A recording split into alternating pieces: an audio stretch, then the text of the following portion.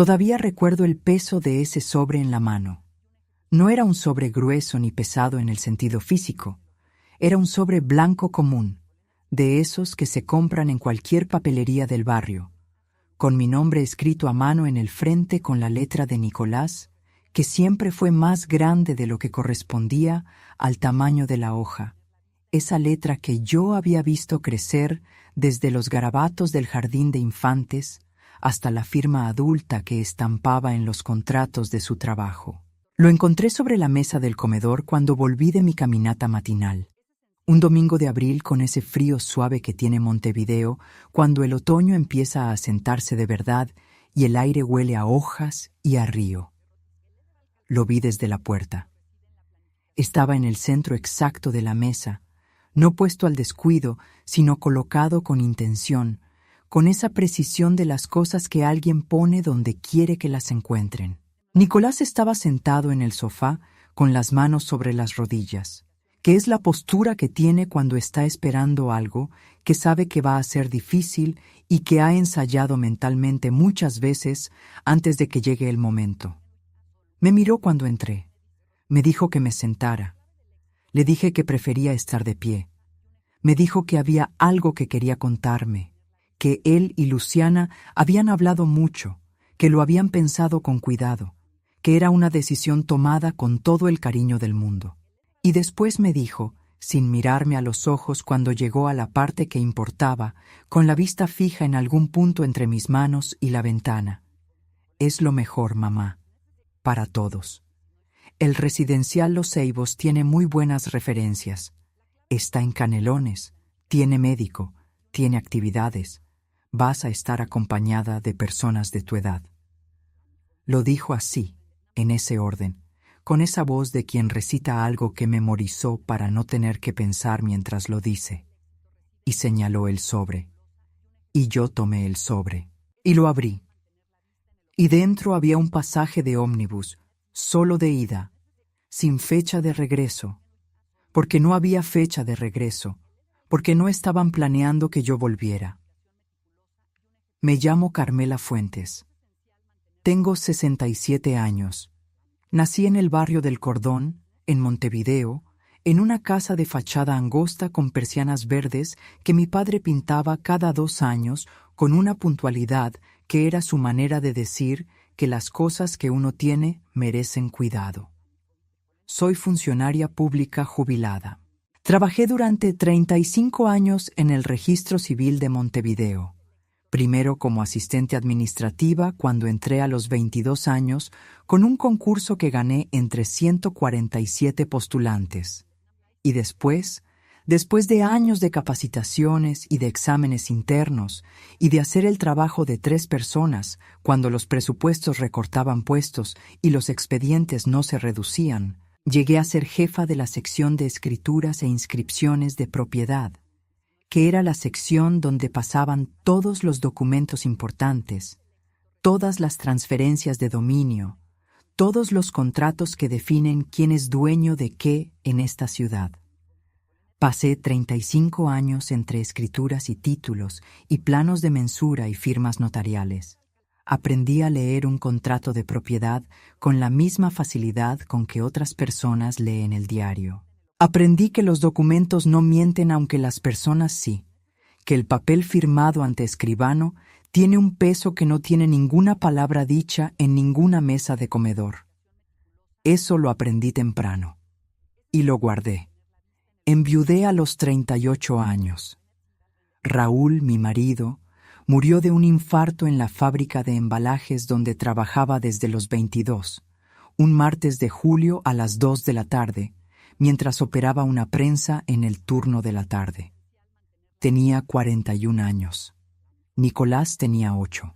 Yo me quedé con él, con el sueldo del registro civil, que no era mucho pero era seguro, con el apartamento en el edificio de la calle Jackson que Raúl y yo habíamos empezado a pagar con un crédito hipotecario 2 años antes de que él muriera, y con esa certeza fría y sin nombre que tiene el duelo, cuando uno sabe que la vida que planeó ya no va a ser esa vida y que tiene que inventarse otra desde adentro hacia afuera, sin mapa. con un niño de 8 años mirándola desde el otro lado de la mesa del desayuno cada mañana. Me inventé esa vida, con lo que tenía y con lo que no tenía, pero que fui construyendo igual. Con esas manos que habían aprendido a manejar documentos y que ahora tenían que manejar también el duelo y la soledad y las cuentas del mes y el uniforme escolar de Nicolás y la cuota del crédito hipotecario y todas las cosas que antes se repartían entre dos y que ahora eran de una sola. Quiero que entiendan lo que fue criar a Nicolás solo en Montevideo, con el sueldo de una funcionaria del registro civil.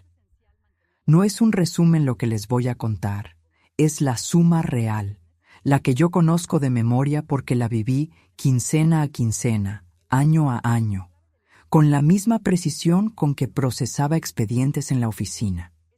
El sueldo del registro civil, en los años en que Nicolás crecía, era suficiente para lo básico si uno no se descuidaba, y yo no me descuidaba nunca.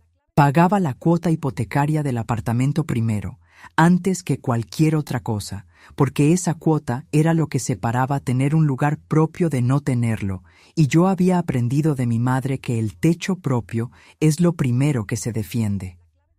Después la comida, los servicios, el uniforme del colegio, los útiles, el boleto del ómnibus. Después, si sobraba, que a veces sobraba poco y a veces no sobraba nada, guardaba. Siempre guardaba algo, aunque fuera poco, aunque fuera 100 pesos en una lata de café que tenía en el fondo del armario de la cocina. Mi madre me había enseñado que ahorrar no es lo que uno hace cuando le sobra, sino lo que uno hace antes de que no le sobre. Y eso lo practiqué todos los meses de todos los años desde que Raúl murió. Nicolás era un buen estudiante. Terminó el liceo con notas que le permitieron entrar a la Facultad de Ciencias Económicas de la Universidad de la República, que es pública y no tiene costo de matrícula, lo cual era decisivo en ese entonces porque yo no habría podido pagarlo de otra manera. Estudió 5 años. Se recibió de contador público. Consiguió trabajo en una empresa de auditoría del centro de Montevideo y empezó a tener su propio sueldo. Eso fue hace 12 años. Eso fue antes de Luciana. Y en esos 12 años antes de Luciana, la relación entre Nicolás y yo era la que había sido siempre. Él venía a comer los domingos, me llamaba 2 o 3 veces por semana, me consultaba las decisiones importantes, me traía fruta del mercado cuando pasaba por el mercado agrícola. No era perfecto, porque ninguna relación lo es, pero era honesto, y era mío, y era suficiente. Nicolás conoció a Luciana hace 6 años. Era odontóloga, tenía su propio consultorio en Pocitos, venía de una familia de clase media alta de Carrasco, con casa propia y auto propio, y esa manera de moverse en el mundo que tienen las personas que nunca tuvieron que calcular demasiado. Me la presentó en un almuerzo en mi apartamento del Cordón, un domingo de octubre, con el sol entrando por la ventana de la cocina que da al patio interior del edificio. Luciana era una mujer bonita, de hablar preciso, con una forma de mirar los espacios que yo reconocí desde el primer momento, aunque no le puse nombre entonces, esa forma de mirar que tienen las personas que están evaluando, que están sumando y clasificando lo que ven. Comió el estofado que yo había preparado, dijo que estaba muy rico, preguntó de qué año era el edificio con un interés que en ese momento me pareció curiosidad de alguien que aprecia la arquitectura. No era curiosidad de alguien que aprecia la arquitectura, pero eso también lo supe después. Se casaron 4 años atrás en una ceremonia en el Jardín Botánico, con 70 personas.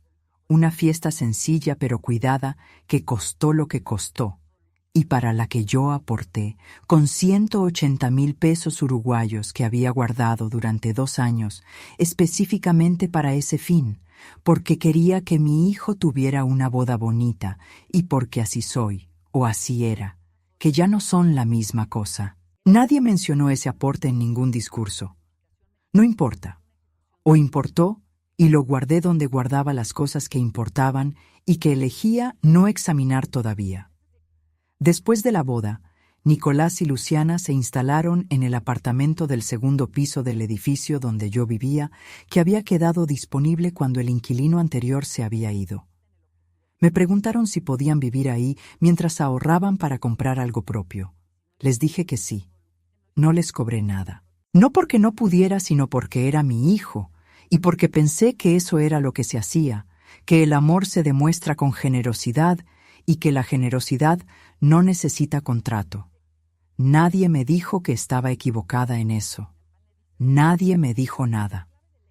Pero antes de contarles lo que pasó con el sobre y el pasaje y la noche que Luciana dobló mi ropa, necesito contarles algo que Nicolás no sabía. Algo que casi nadie sabía. Algo que yo había guardado durante 20 años con la misma paciencia y el mismo silencio con que guardaba los ahorros en la lata de café, con la misma precisión con que procesaba escrituras en el registro civil, con esa clase de secreto que no es mentira, sino simplemente una verdad que todavía no llegó al momento de ser dicha. El edificio de la calle Jackson donde yo vivía, el edificio de 4 plantas con fachada de ladrillo visto, y las persianas de madera que mi padre había admirado cuando pasábamos por ahí los domingos de la infancia. Ese edificio que tenía 4 apartamentos más, la planta baja comercial. Ese edificio donde Nicolás y Luciana vivían en el segundo piso sin pagar un peso. Ese edificio no era de ningún banco, ni de ninguna inmobiliaria, ni de ningún propietario anónimo. Ese edificio era mío, completamente mío. Con escritura a mi nombre inscripta en el registro de la propiedad de Montevideo, con todos los tributos al día, con la última cuota pagada hace 8 años en una mañana de marzo que yo recordaba con una precisión que no era nostalgia, sino satisfacción. La satisfacción de quien termina de pagar algo que costó 20 años de trabajo invisible y constante. Déjenme explicarles cómo había llegado a eso, porque la historia no es corta, pero es necesaria para entender todo lo demás. Cuando Raúl murió, la empresa donde él trabajaba le pagó a su familia un seguro de vida que era parte del convenio colectivo del sindicato. No era una fortuna. Eran 220,000 pesos uruguayos de esa época, que en ese entonces equivalían a algo así como $8,000 americanos. Yo los puse en una cuenta de ahorro y no los toqué. No porque no los necesitara, porque había meses en que los necesitaba, sino porque algo en mí supo desde el principio que ese dinero tenía que tener un destino específico y que ese destino no era el gasto cotidiano. Lo llamaba mentalmente el dinero de Raúl, y lo dejé crecer. Años después, cuando Nicolás ya estaba en la facultad y yo llevaba más de 20 años en el registro civil y conocía cada escritura y cada transacción de propiedad que pasaba por esa ciudad, me enteré por un expediente que entró a mi sección que el edificio de la calle Jackson estaba en proceso de sucesión. El propietario original había muerto sin herederos directos y los herederos colaterales querían liquidar el bien lo antes posible para repartir el dinero. Era un edificio antiguo, bien construido, con los apartamentos ocupados por inquilinos de muchos años que pagaban rentas modestas y puntuales, y los herederos lo querían vender rápido y a precio de liquidación. Yo lo sabía porque era mi trabajo saberlo. Y porque era mi trabajo saberlo, también sabía que el precio que pedían era menor al valor real del inmueble, que los herederos estaban apurados y que había una oportunidad que no iba a repetirse. Hablé con un escribano de confianza, el doctor Pereira, que llevaba años trabajando con el registro y que era de esas personas honestas que quedan de moda de vez en cuando. Le consulté sin decirle que era para mí. Me dio la misma información que yo ya tenía, pero confirmada por alguien de afuera.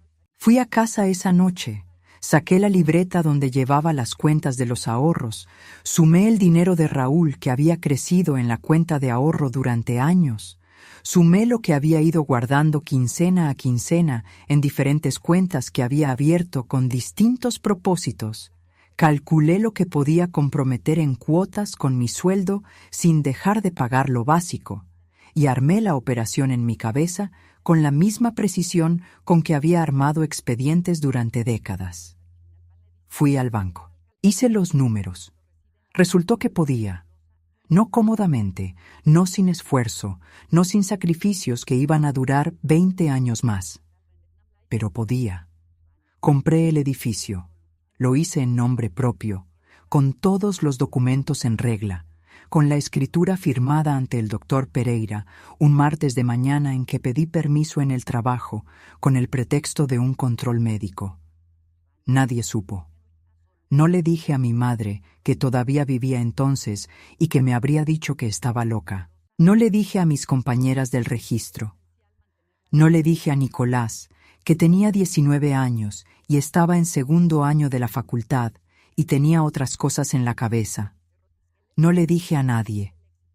Guardé la escritura y los documentos relacionados en una carpeta azul oscuro que había sido de Raúl, una carpeta de material rígido con cierre de broche que él usaba para guardar papeles de trabajo y que yo había conservado porque era de él y porque los objetos de los que murieron tienen ese peso particular que los hace difíciles de tirar. Guardé la carpeta dentro del forro del colchón de mi cama, que es el lugar menos obvio que existe para guardar algo importante y que nadie revisa nunca porque el colchón parece simplemente un colchón. Y pagué las cuotas del crédito hipotecario del edificio durante 20 años, quincena a quincena, con la misma puntualidad con que pagaba todo lo demás sin decírselo a nadie, sumándolo a los gastos regulares, de manera que no sobresaliera si alguien miraba mis cuentas. Que nadie miraba, porque nadie miraba mis cuentas, porque yo era simplemente la madre, la funcionaria, la viuda del cordón que iba al trabajo y volvía y hacía el estofado los domingos. Lo que los inquilinos de los otros apartamentos me pagaban en renta lo depositaba en una cuenta separada que usaba para el mantenimiento del edificio y para los gastos que generaba ser propietaria, impuestos, reparaciones, el fontanero cuando había una pérdida, el electricista cuando algo fallaba. Lo administraba con la misma eficiencia con que administraba los expedientes del registro. Nunca hubo un problema que no resolviera, nunca un mes en que los números no cerraran. Era trabajo invisible, trabajo que no aparecía en ninguna conversación de domingo ni en ninguna llamada de entre semana, trabajo que existía en silencio porque yo había decidido que existiera en silencio, no por vergüenza, sino por esa prudencia particular que aprende quien trabajó 35 años con documentos y sabe que las cosas que se dicen antes de tiempo a veces no llegan a su destino. El apartamento donde yo vivía, el del primer piso que daba al patio interior con la ventana de la cocina que miraba los gomeros del fondo, era también mío, como todo el edificio. Nicolás vivía en el segundo piso desde hacía 4 años sin pagar un peso de renta, que era mi decisión y mi derecho y mi forma de ayudarlo mientras él y Luciana ahorraban para comprar algo propio, según me habían dicho. Lo que yo no calculé, o lo que calculé mal, fue que Luciana tenía sus propios planes sobre ese edificio y que esos planes no incluían que yo siguiera en él. Lo fui viendo con esa lentitud con que se ven las cosas que uno no quiere terminar de ver. Luciana había empezado a hacer comentarios sobre el edificio desde los primeros meses de vivir ahí. Comentarios sobre el estado de la fachada que necesitaba pintura, sobre el ascensor que a veces tardaba, sobre los ruidos del caño de la pared medianera que llegaban al dormitorio. Comentarios que en sí mismos eran observaciones razonables, pero que tenían un tono que yo registraba aunque no analizaba todavía. El tono de alguien que habla de un lugar como si tuviera algún derecho sobre él que todavía no se terminó de formalizar. Una vez, frente a Nicolás, dijo que el edificio tenía potencial, pero que la administración no parecía muy profesional, que los inquilinos de arriba llevaban meses con la renta atrasada y que alguien debería hacer algo. Nicolás dijo que sí, que algo habría que hacer. Ninguno de los dos me miró a mí cuando lo dijeron. Guardé eso también. Los inquilinos de arriba no estaban atrasados. Estaban al día. Yo lo sabía porque era yo quien recibía las transferencias y quien llevaba el registro. Pero no dije nada. Sonreí y cambié el tema y me pregunté, esa noche en mi apartamento, ¿cuánto sabía Luciana de lo que no debería saber y cómo lo había averiguado? La respuesta llegó semanas después, cuando me enteré por una vecina del tercer piso, la señora Amparo Méndez, que llevaba 15 años en el edificio y que era de esas personas que ven todo y no dicen nada hasta que dicen todo, que Luciana había estado conversando con ella en el ascensor, preguntándole desde cuándo vivía ahí, cuánto pagaba de renta, a quién se la pagaba y si alguna vez había tenido problemas con la administración. Preguntas de alguien que está construyendo un mapa. Preguntas de alguien que quiere saber a quién pertenece lo que tiene cerca. Lo que Luciana había deducido, y que era una deducción razonable con la información que tenía, era que el edificio probablemente era de algún propietario que yo conocía o con quien tenía algún arreglo informal, que explicaba por qué Nicolás y yo vivíamos ahí sin las formalidades habituales. Lo que no había deducido, porque no tenía los elementos para deducirlo, era la verdad completa. Y yo no le había dado esos elementos porque no habían llegado al momento de ser dados. Todavía no. Pero lo que vino después del domingo del sobre me hizo entender que el momento había llegado, que ya no era una decisión de cuándo, sino una consecuencia de lo que otros habían decidido sin consultarme. Esa tarde, después de que Nicolás me diera el sobre y yo lo abriera y viera el pasaje de ómnibus solo de ida al residencial Los Ceibos en Canelones, no grité, no lloré. No le devolví el sobre la mesa con un gesto dramático. Me quedé parada en la sala con el sobre en la mano y lo miré durante lo que calculo que fueron unos 10 segundos, que es mucho tiempo cuando uno está parado en silencio con algo doloroso en la mano. Y después le pregunté, con una voz que me sorprendió por lo tranquila que sonó dado lo que estaba sintiendo. ¿Cuándo tomaron esta decisión, Nicolás? Me dijo que llevaban semanas hablándolo. Le pregunté si alguien me había preguntado algo a mí antes de tomarlo. Bajó la vista. No dijo nada. Le pregunté si el residencial Los Ceibos lo habían visitado. Me dijo que habían visto el sitio web. Le dije que el sitio web de un residencial de adultos mayores en Canelones no era lo mismo que preguntarle a su madre si quería vivir ahí. Volvió a bajar la vista. Y en ese silencio de Nicolás, que miraba el piso de la sala que yo había fregado el día anterior, en ese silencio que era la respuesta más honesta que me había dado en toda esa conversación, entendí todo lo que necesitaba entender. Me fui a mi cuarto. Cerré la puerta con llave, que era algo que nunca hacía pero que esa tarde hice sin pensar demasiado. Me senté en el borde de la cama, y ahí, en esa cama debajo de cuyo colchón dormía la carpeta azul oscuro con las escrituras del edificio, me quedé un momento con el sobre en las manos mirando el pasaje de ómnibus. Un pasaje, solo de ida, sin fecha de regreso. Para una mujer de 67 años que había trabajado 35 años en el Registro Civil de Montevideo, que había criado sola a un hijo durante 29 años, que había pagado un crédito hipotecario durante 20 años con la puntualidad de un reloj suizo, que en ese momento era la propietaria registrada del edificio donde vivían tanto ella como el hijo que acababa de comprarle ese pasaje. Algo en esa imagen tenía una ironía tan perfecta que en otro momento podría haber resultado cómica. En ese momento no resultó cómica. Resultó simplemente como lo que era, el final de algo y el principio de algo diferente. Esa noche escuché a Luciana. La escuché desde mi cuarto con la puerta cerrada con llave. Escuché sus pasos en el pasillo y después el sonido de la manija de mi puerta que ella probó antes de darse cuenta de que estaba con llave. Y después sus pasos alejándose. Y después más tarde, cuando yo ya estaba acostada pero no dormida, escuché algo que no esperaba escuchar.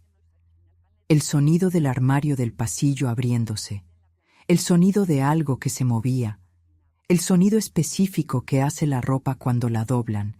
Ese sonido suave y sistemático que una reconoce porque lo ha hecho miles de veces. Luciana estaba en el pasillo doblando mi ropa. La ropa que estaba en el tendedero del pasillo que yo había lavado ese mismo día. La estaba doblando y, supongo, separando o clasificando o haciendo lo que se hace con la ropa de alguien cuando uno ya decidió que esa persona se va y que el espacio que ocupaba va a quedar disponible. Lo escuché todo desde mi cama, con la carpeta azul debajo del colchón que sentía casi como algo físico, casi como un calor que venía de abajo, y pensé en Raúl, que murió a los 41 años sin llegar a ver nada de lo que vino después.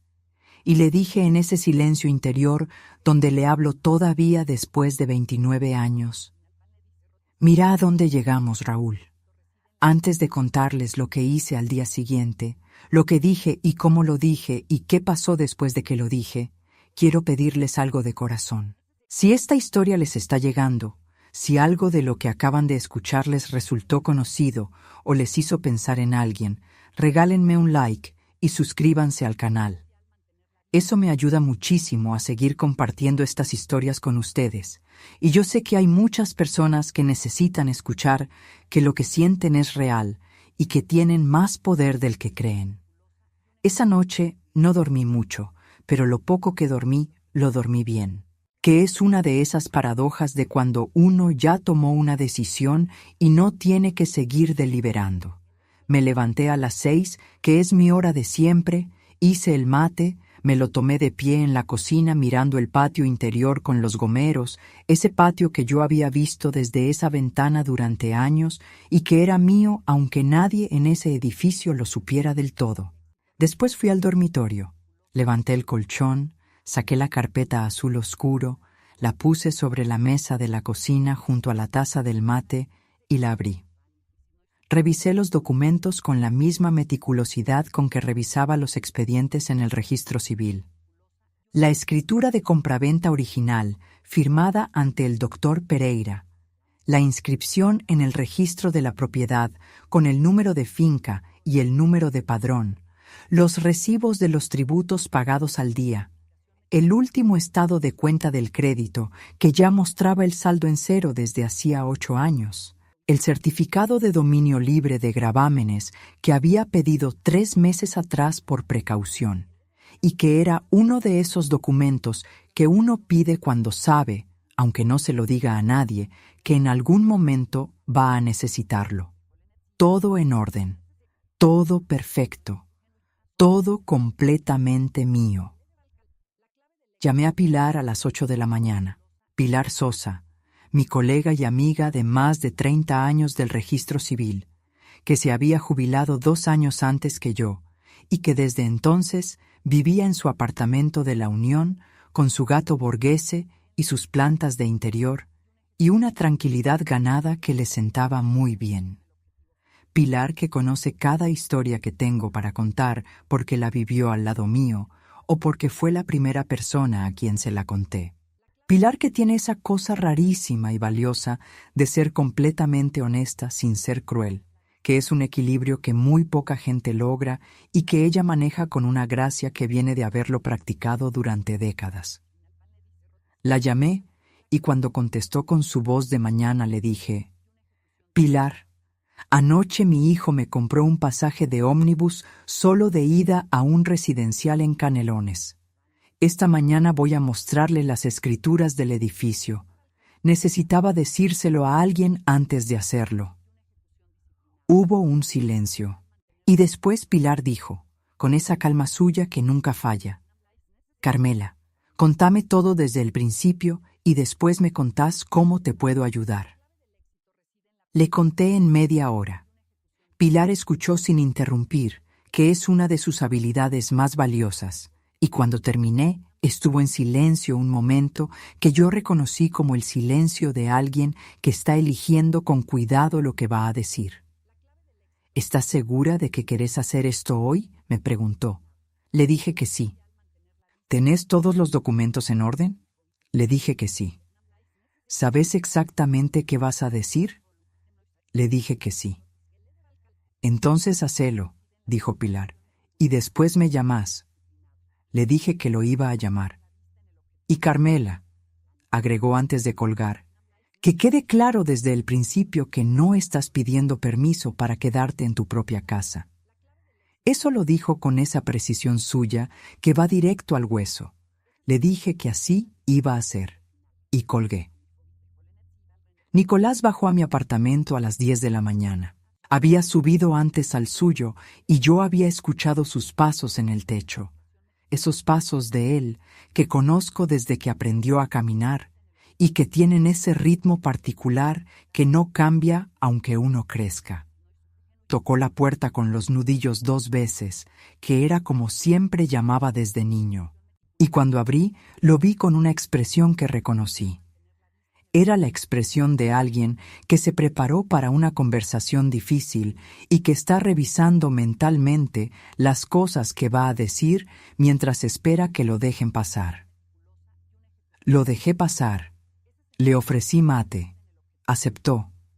Nos sentamos en la mesa de la cocina, la misma mesa donde yo había tomado el mate esa mañana con la carpeta azul abierta al lado.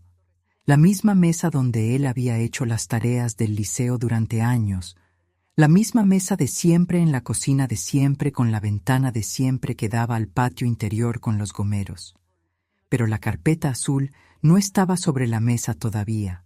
Estaba sobre la mesada, con los documentos adentro, esperando. Nicolás empezó a hablar.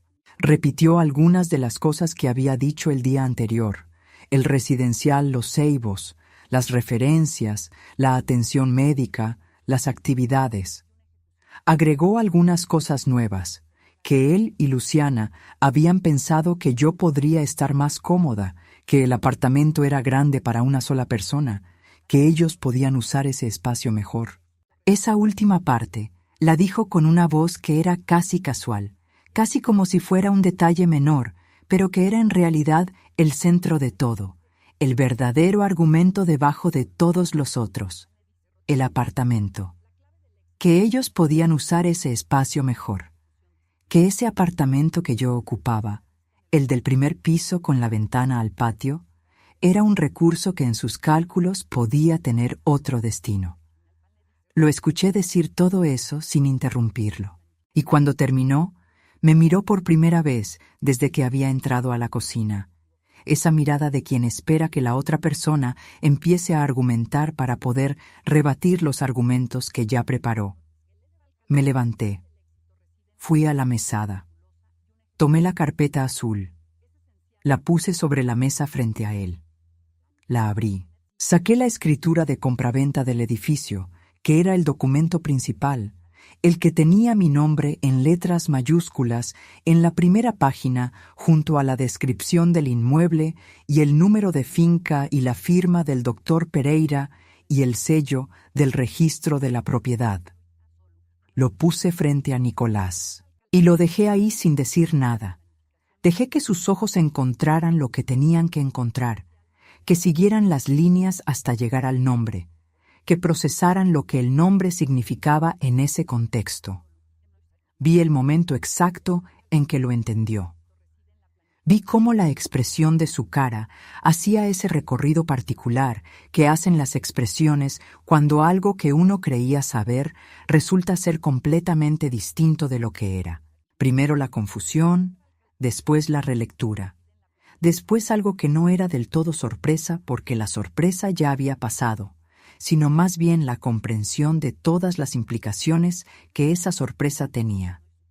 Le dije entonces lo que le quería decir, con esa voz tranquila que había encontrado la noche anterior, y que no era frialdad, sino claridad. Nicolás, este edificio es mío. Lo compré hace 22 años con el dinero del seguro de vida de tu padre y con lo que fui ahorrando quincena a quincena durante 20 años más. Está inscripto a mi nombre en el registro de la propiedad. Está libre de gravámenes. Está con todos los tributos al día. Vos vivís en el segundo piso de este edificio desde hace 4 años sin pagar un peso de renta porque yo lo decidí así, porque sos mi hijo y porque te quiero. Y anoche tu esposa dobló mi ropa en el pasillo de mi casa mientras yo estaba acostada en mi cuarto con llave. Y vos, ayer, me compraste un pasaje de ómnibus solo de ida a un residencial en Canelones. Hice una pausa. Lo miré. Él me miraba. Tú me dijiste ayer que era lo mejor, hijo, y tenés razón en algo. Es lo mejor. Para mí también. Por eso, a partir de ahora, este edificio vuelve a ser lo que siempre fue. Mío. Lo dije con esa voz que no necesita subir el volumen para llegar a donde tiene que llegar. Lo dije mirándolo a los ojos, que era lo que él no había podido hacer el día anterior cuando me entregó el sobre. Y me quedé callada. Y lo dejé estar con eso. El silencio que siguió fue de los que tienen peso propio. Nicolás miraba la escritura sobre la mesa. Miraba mi nombre. Volvía a mirarme. Volvía a mirar la escritura. Había en su cara algo que yo reconocí con una mezcla de dolor y de alivio. Dolor por lo que significaba para nuestra relación y alivio por la verdad finalmente dicha. Había en su cara la expresión de alguien que acaba de entender cuánto no había sabido sobre la persona que creía conocer mejor que a nadie. Intentó decir algo 2 veces antes de poder decirlo. La primera vez abrió la boca y no salió nada. La segunda vez dijo, ¿por qué no me lo dijiste nunca? Le respondí lo que había pensado esa noche con el mate. Porque no había llegado el momento. Porque algunas verdades esperan su momento para ser útiles, y porque honestamente, Nicolás, nunca pensé que el momento iba a ser este. Subió a su apartamento sin decir mucho más. Escuché sus pasos en el techo, más lentos que de costumbre, con ese peso que tienen los pasos de alguien que acaba de recibir información que cambia el mapa de las cosas. Después, escuché voces que no pude descifrar. La voz de Nicolás y la de Luciana en una conversación que duró bastante y que tenía la textura de esas conversaciones que empiezan con una revelación y terminan en algún lugar que ninguno de los dos había planeado llegar. No traté de escuchar. No necesitaba escuchar. Yo ya tenía lo que necesitaba, que era la verdad dicha en mi cocina frente a mi mate con la escritura sobre la mesa, y lo que viniera después era algo que iba a ir apareciendo. Llamé a Pilar cuando Nicolás subió. Le conté en 10 minutos. Pilar escuchó y cuando terminé dijo, «Bien hecho, Carmela. ¿Cómo estás?» Le dije la verdad, asustada y tranquila al mismo tiempo, que son 2 cosas que parecen contradictorias, pero que no lo son cuando uno hace algo que sabe que tenía que hacer. Me dijo que eso era exactamente lo que tenía que sentir. Me dijo también que cuando estuviera lista para hablar de los próximos pasos, que ella conocía a una escribana muy buena en el barrio sur que podía orientarme sobre cómo formalizar los arrendamientos del edificio si era lo que yo quería hacer. Le dije que lo iba a pensar. Me dijo que me daba el tiempo que necesitara. Y después me dijo algo que guardé en el lugar donde guardo las cosas que importan. Carmela, vos trabajaste 35 años procesando las propiedades de otras personas. Era justo que tuvieras la tuya. Y ahora quiero hacer una pausa y hacerles una pregunta, porque siempre que cuento estas cosas, me doy cuenta de que no sé desde dónde me escuchan. ¿De qué ciudad o de qué país me están escuchando hoy? Déjenmelo en los comentarios. De verdad, me encanta saber hasta dónde llegan estas historias. A veces me sorprende la cantidad de personas en lugares tan distintos que viven situaciones tan parecidas. Y eso, aunque suene raro, me da algo que no sé nombrarlo exactamente, pero que se parece mucho a no estar sola en esto. Cuéntenme desde dónde me escuchan. Estoy aquí leyendo cada mensaje. Lo que vino después no fue inmediato ni fue ordenado, porque las cosas reales nunca son inmediatas ni ordenadas.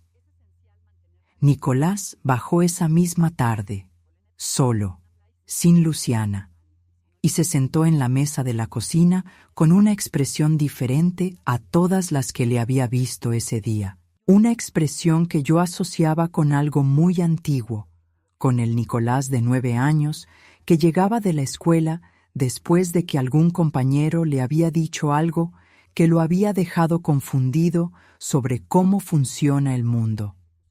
Me dijo que necesitaba entender. Le dije que estaba disponible para ayudarlo a entender. Me preguntó por qué nunca le había dicho que era dueña del edificio.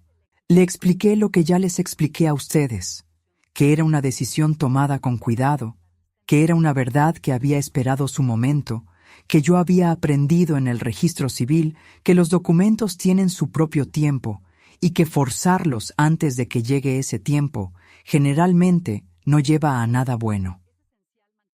Me preguntó si Luciana lo sabía. Le dije que no, que nadie lo sabía excepto el doctor Pereira, que ya había muerto hacía 5 años, y Pilar, a quien se lo había dicho esa mañana. Me preguntó qué iba a pasar ahora.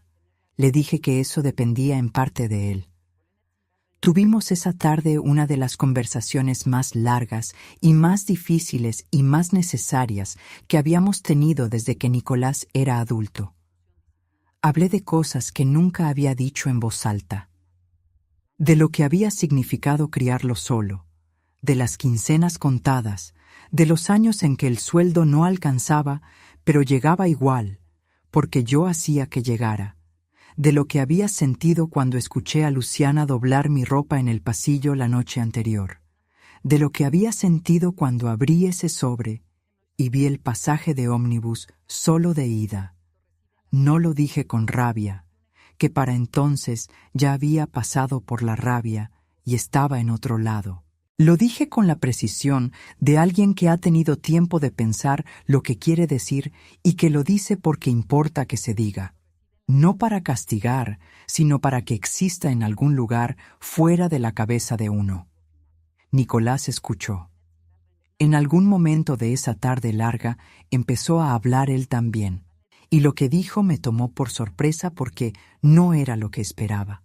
Me dijo que había cosas que él también había sentido durante años y que no había sabido cómo decir, que había sentido muchas veces que Luciana lo presionaba a tomar decisiones que él no habría tomado solo, que el tema del residencial había sido idea de ella y que él lo había aceptado porque encontrar la manera de decirle que no a Luciana era algo que todavía no había aprendido del todo a hacer.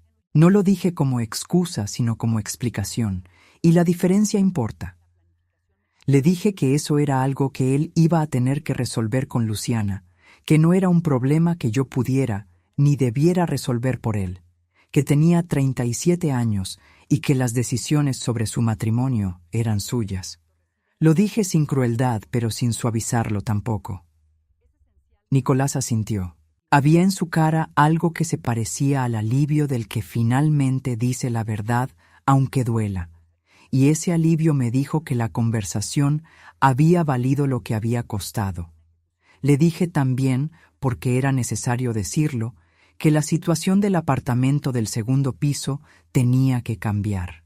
Que vivir ahí sin contrato y sin renta había sido una decisión mía tomada en un contexto que ya no existía de la misma manera, y que si él quería seguir viviendo en ese edificio, íbamos a necesitar formalizarlo de alguna manera, con un contrato real, con condiciones claras, con los derechos y las obligaciones de ambas partes escritos en papel como correspondía. No tenía que ser una renta de mercado, podía ser algo razonable, pero tenía que ser algo, tenía que existir en documento, tenía que ser una relación entre adultos con acuerdos explícitos, en lugar de una relación donde todo dependía del silencio y la buena voluntad de una sola de las partes. Nicolás me dijo que lo entendía. Me dijo que lo iba a hablar con Luciana. Le dije que lo esperaba. Luciana bajó 2 días después, sin Nicolás, lo cual me dijo que había decidido venir sola, y que eso era su forma de decir que la conversación era entre nosotras. Entró a mi cocina con esa seguridad suya que yo conocía bien. Esa seguridad que tiene el filo de quien está acostumbrado a que las cosas salgan como las planificó. Pero había algo diferente en sus bordes, algo más cuidadoso, la manera en que alguien cambia levemente cuando sabe que el territorio cambió aunque no lo diga. Se sentó. No le ofrecí mate porque no lo toma. Le ofrecí agua. La aceptó. Me dijo que no había sabido lo del edificio. Se lo creí porque era la verdad. Me dijo que de haberlo sabido, las cosas habrían sido diferentes. Le dije que posiblemente sí. Me dijo que quería que entendiéramos que no había sido su intención hacerme daño. Le respondí lo que llevaba días pensando, que las intenciones importan, pero no son todo, que lo que uno hace con sus intenciones también importa, y que doblar la ropa de alguien en su pasillo la noche en que le habían entregado un pasaje solo de ida era una acción que tenía un significado independientemente de cuál hubiera sido la intención detrás. Luciana no respondió de inmediato. Hubo un silencio. Y después dijo algo que no esperaba. Tenés razón. 2 palabras, sin adorno, sin elaboración. Tenés razón. No sé si fue el principio de algo genuino o fue la respuesta inteligente de alguien que sabe cuándo ceder para no perder más terreno. No lo sé todavía, pero era algo. Le dije que mi relación con Nicolás era algo que yo quería cuidar y que esperaba que ella también quisiera cuidarlo. Que eso requería que los 3 fuéramos honestos sobre lo que cada uno necesitaba y sobre los límites de cada uno, y que empezaba por la situación del apartamento que íbamos a formalizar con un contrato. Luciana asintió. Me preguntó cuáles eran las condiciones que yo pensaba. Le dije que lo iba a consultar con la escribana que Pilar me había recomendado y que después se los haría saber. Lo dijo con un tono que era medido, pero que aceptaba. Y así quedó esa primera conversación entre nosotras 2, que había sido honesta desde las 2 partes, aunque incompleta, como son siempre los primeros pasos de cualquier cosa que recién empieza. Lo que pasó en las semanas siguientes fue práctico y también fue simbólico, que es la combinación que tienen los cambios que importan de verdad. Fui a ver a la escribana que recomendó Pilar, la doctora Ramírez, una mujer de 55 años en el barrio sur, que tenía una oficina con olor a papel antiguo y estantes llenos de tomos encuadernados, y que revisó mis documentos con esa mirada de alguien que ha visto muchas escrituras y que sabe distinguir las que están bien hechas de las que no. Los míos estaban bien hechos. Me dijo que todo estaba en perfecto orden, que la propiedad era sólida y que tenía varias opciones sobre cómo proceder con los arrendamientos.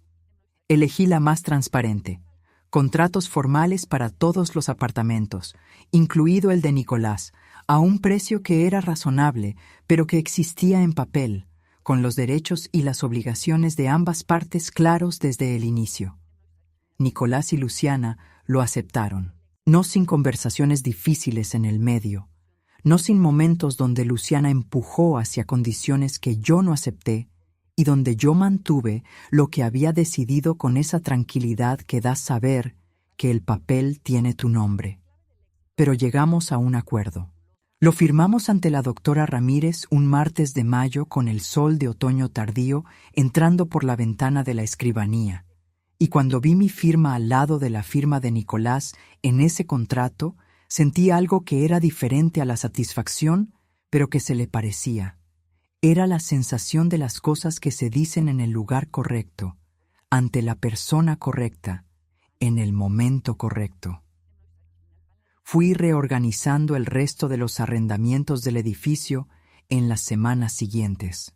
la señora Amparo del tercer piso, que había vivido ahí 15 años con una renta que no había tenido ajuste en los últimos 3, recibió su nuevo contrato con un ajuste que era justo y que incluía también una serie de mejoras que yo me comprometía a hacer en el apartamento, cosas que habían ido quedando pendientes y que ahora, con la situación formalizada, tenía más sentido abordar con claridad.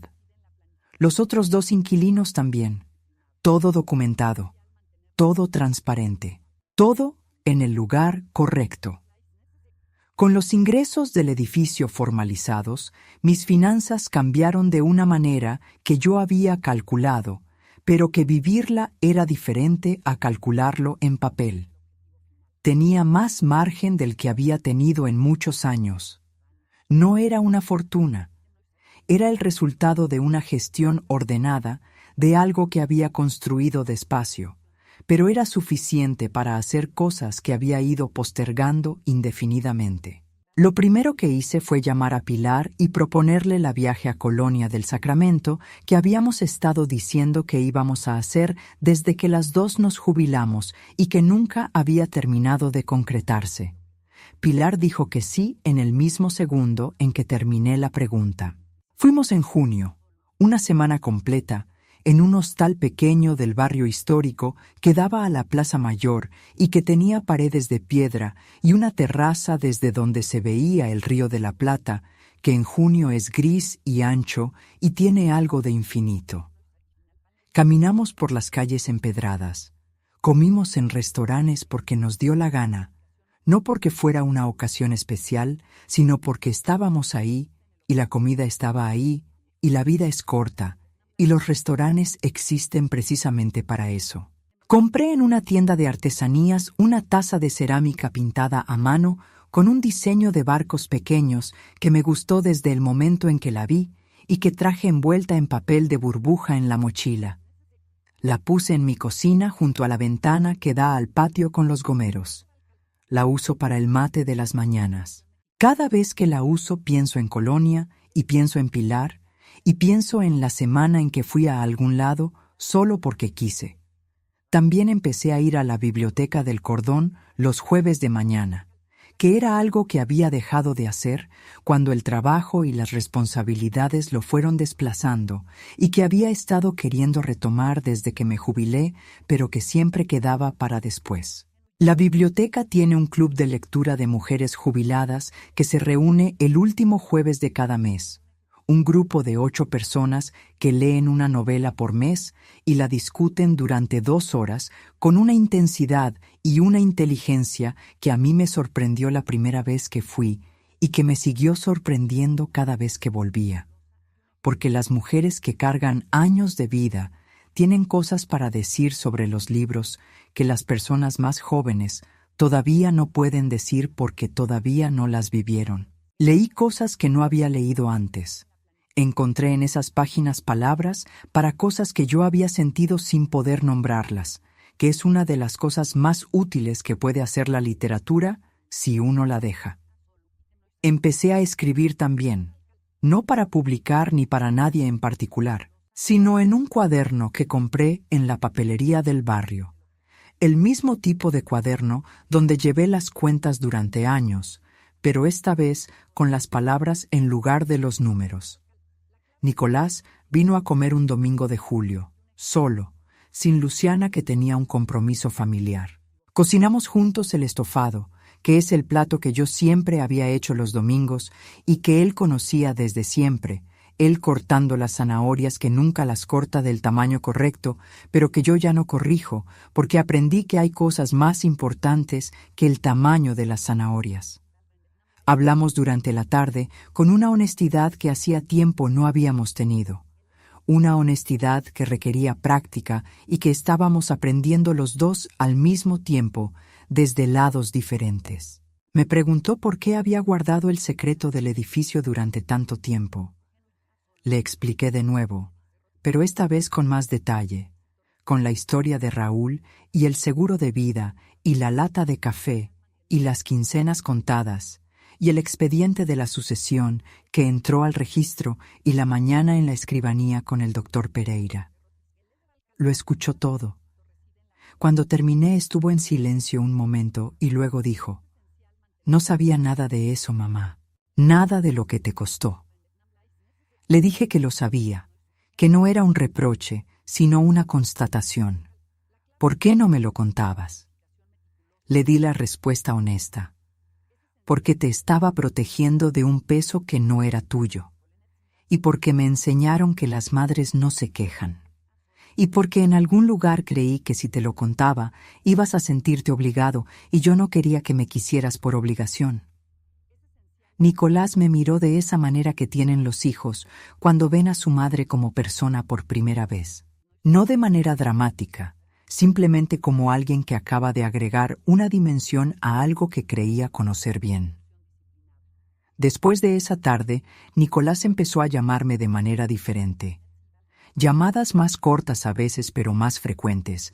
Llamadas que empezaban con «¿Cómo estás?», y que esperaban la respuesta de verdad, no como fórmula, sino como pregunta real. Vino a comer más seguido, a veces con Luciana, que fue ganando una manera de relacionarse conmigo que era más respetuosa, no cálida todavía del todo. Que esas cosas toman tiempo y no siempre llegan, pero respetuosa y honesta, que es la base sin la cual lo demás no se puede construir. Hubo una tarde que Luciana me preguntó sobre el registro civil, sobre cómo había sido trabajar ahí tantos años, con esa curiosidad que a veces tiene la gente cuando empieza a ver a otro como persona en lugar de como función. Le conté algunas historias de las muchas que tenía guardadas de esos 35 años, historias de escrituras y herencias y propiedades y las maneras infinitas en que la gente se relaciona con lo que posee y lo que quiere poseer. Luciana escuchó con una atención que me pareció genuina. Algo en esa conversación cambió entre nosotras dos un poco. No todo, no definitivamente, pero un poco. Y ese poco también contaba. Hay un jueves de septiembre que guardo como el día que supe que había llegado a algún lugar diferente. No a un destino final, que esas cosas no existen, sino a un lugar desde donde la vista es distinta. Era un jueves de mañana. Iba caminando por el cordón hacia la biblioteca con la taza de cerámica de Colonia en la mochila, porque Pilar venía a tomar el mate después del club de lectura, y a mí me gustaba llevar mi propia taza cuando nos encontrábamos en algún lugar, y pasé frente al edificio de la calle Jackson. Me detuve un momento en la vereda y lo miré desde afuera, como lo miraba de niña cuando pasaba con mi padre los domingos. El ladrillo visto, las persianas de madera, la fachada angosta y firme que no había cambiado mucho en todos esos años. Mi edificio, no como posesión que se exhibe, sino como realidad que existe independientemente de si alguien la conoce o no. Pensé en el doctor Pereira, que ya no estaba para saber cómo había terminado la historia.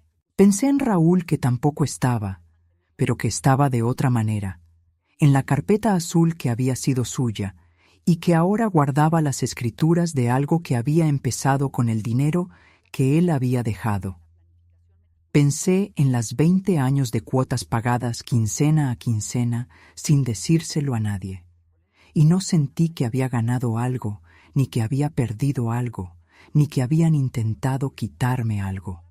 Sentí simplemente que era verdad, que ese edificio era mío, que yo era la dueña del edificio, y que eso había sido cierto durante 22 años, aunque nadie lo supiera, y que iba a seguir siendo cierto con o sin el sobre blanco, con el pasaje de ómnibus sobre la mesa.